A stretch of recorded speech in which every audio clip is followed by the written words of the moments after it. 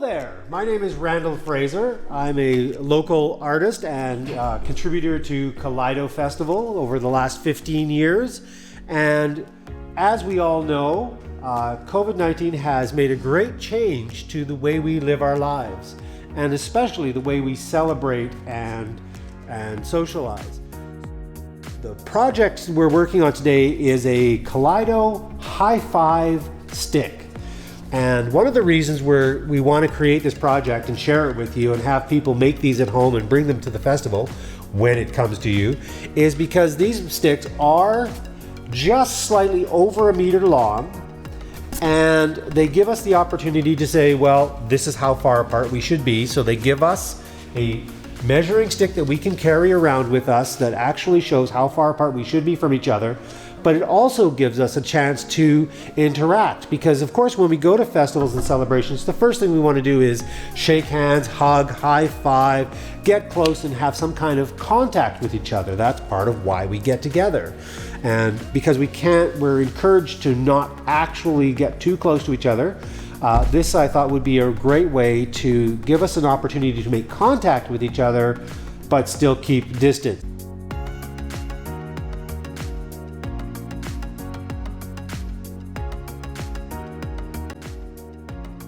The first thing I want to talk about is the materials that you'll need to collect to make your own high five stick.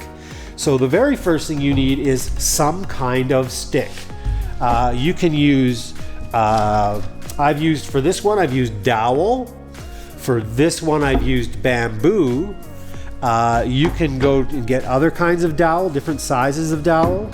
You can actually use a meter stick or get a piece of lath, which is usually it looks just like this size, but it doesn't have the markings on it. And you can get these at any hardware store. So the trick is you start with something that is 1 meter long at least. That is your baseline measurement. That's the most important part of this, is that my stick is 1 meter long, your stick is 1 meter long. That gives us the 2 meters between us. So that's the very first thing we do, is we pick our kind of stick we want to use. You can also use bamboo tomato stakes from where you can get these. Most people have these for their garden, for their vines and tomatoes and things like that. You can also, in a pinch, use a pool noodle, and just make sure you cut it down to the right length. There's your meter length. They're usually a little longer. And then we'll build from there. And these are a little floppy and wobbly, and they do get weak over time, but they are safe and fun. And nobody's gonna put an eye out, as they say. So that's the first start, is the stick. The next thing you're gonna need is something to make the hand. Now, in this case, I've used 2 different kinds of foam. I've used these craft squares you can get these for mats on the floor. And they come in 2 different thicknesses. There's the thin, and the slightly thicker. And then I just cut the shape. And we'll talk about the stencil for cutting out the shape of the hand in a minute. The other type of foam I use is like camping foam or bedroll foam. This comes in different thicknesses. In this case, I've used a 2-inch foam, but you can get 3-inch, 1-inch, whatever suits you or whatever you have around the house. And then again, I'll talk to you about how to shape this into the shape of the hand. So the first thing, you've got your stick, you've got your foam. What you need to do, and we will be providing a copy of a template that you can print off or give you an idea of how to proceed. So this is just your basic hand shape, and all I did was, how I did it actually was I just took a marker. I'm not going to use blue on blue, I'm going to use red on blue. And I put my own hand down and I basically doubled it. So when I'm measuring to get a good size for this, I'm basically taking my own hand, and you can use I have rather big hands, but for you just use your hand. So the first measurement is the length of your whole hand from the wrist to the fingertip. And then you do that same thing again and make another note. This is going to become the palm, and this area is going to be the fingers. Your palm and your fingers are in fact actually about the same length. So we're getting a little interesting information about the shape of hands. So then the same thing applies for the width. So I'm going to go from my center line, I'm going to go out here and out here. Now I've got my width. So the first thing I do is I draw this box. That's going to be my palm. So then I know that my fingers go all the way up here. So my hand, I'm going to spread it a little bit. I'm going to make a box this way and I'm making a box this way. And then 4 fingers, you want to separate this section with 3 lines into 4 sections, even sections. So 1, 2, 3. So now I have 1, 2, 3, 4.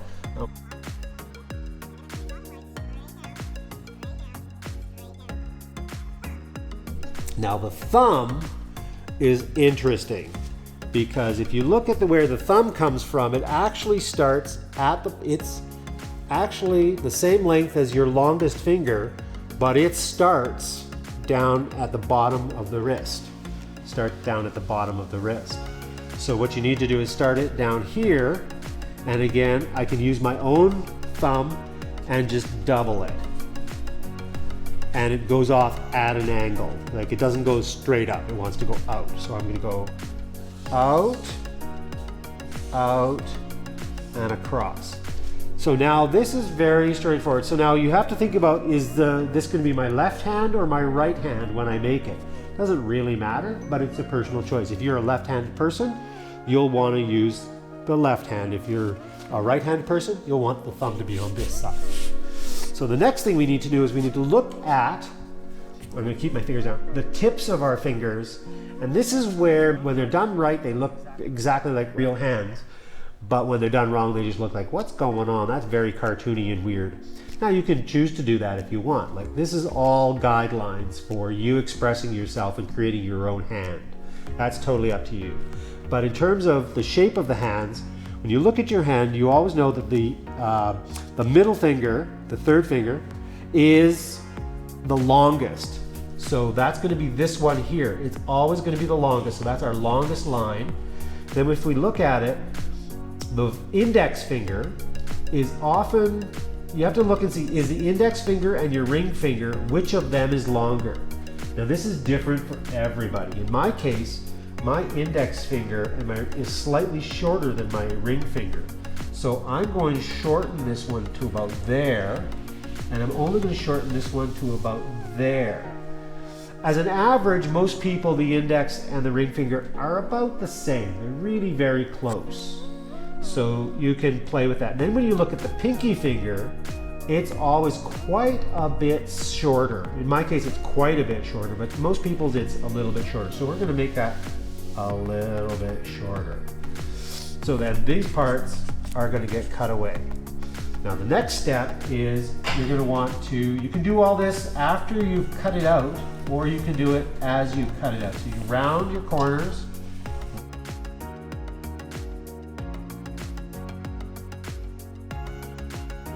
And I show you this one here. You see I did the palm. I made the palm shape, and on the back I did my fingernails and knuckles and everything. So that's up to you. And again, when you look at a hand, you see there's 1, 2, 3 joints. So here's that third joint right there.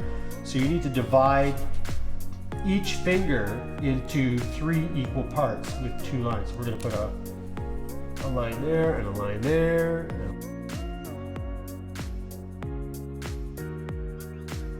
And then your palm, you look at your hand, and you can do what your hand does, which is, you can see in my case, actually I'm going to use this hand for a sec. I've got a line that goes here, and another one here, and another one here. And then I've got one that goes like that.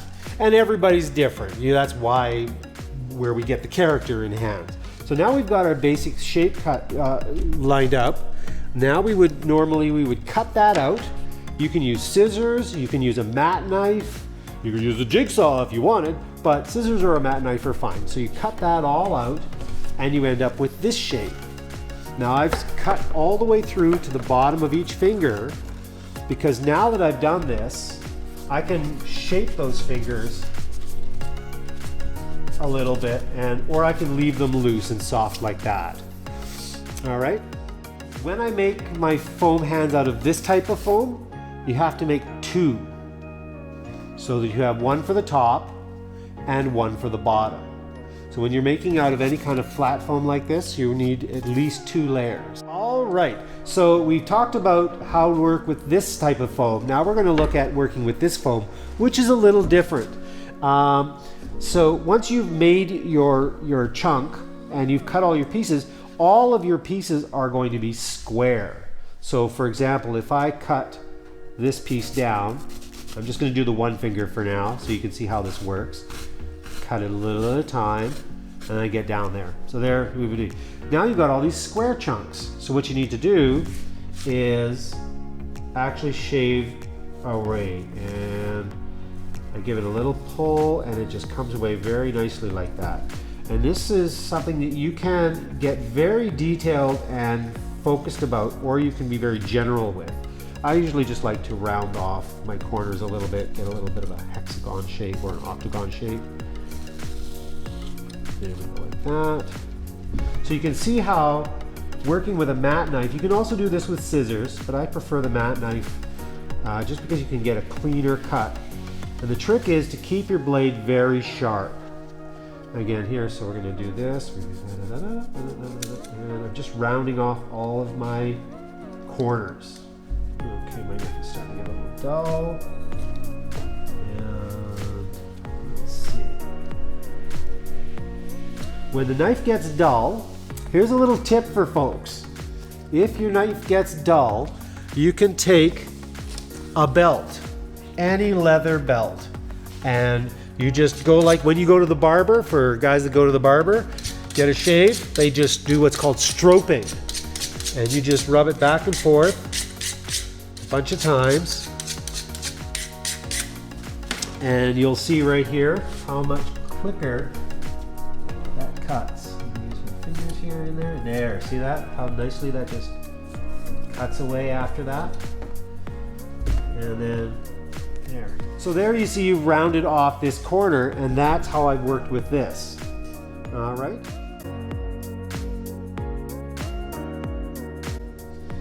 Now the next step is attaching the hand to the stick.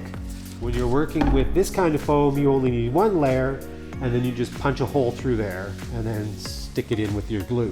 I'll demonstrate on this one again with one of our pieces. So let's say I've got this piece and I take my dowel. What I'm going to do is the stick only wants to go up to the edge of the palm. It doesn't want to go into the fingers. It wants to go to the edge of the palm. So what I'll do is I'll put down a guideline of glue all the way down in a nice straight line, and I'll attach my stick. Now the way the hot glue works is you push it in place and then you hold. And you do the Jeopardy song. Da, da, da.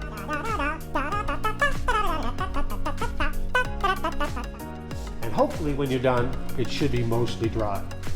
Now, what I'll often do after that is I will go back and add an extra line just to make sure that it's truly secure. And then that can give that some time to set. Then what I would do is I would take my second layer, and I am just going to cut off a chunk here just so you can see how that works. Cut off a little chunk here for you. And then what I'm going to do is I do the same thing again. Now I do this in 2 stages just to make sure I get it right. First stage is I put glue along the top of the stick, and then I place my foam piece and press it down and let that hold, and do your Jeopardy song again. We won't do that right now, but you get the idea. And then what I do is once that's dry, I pull this side back and I glue out and around, just like that. Nice seal on the edge.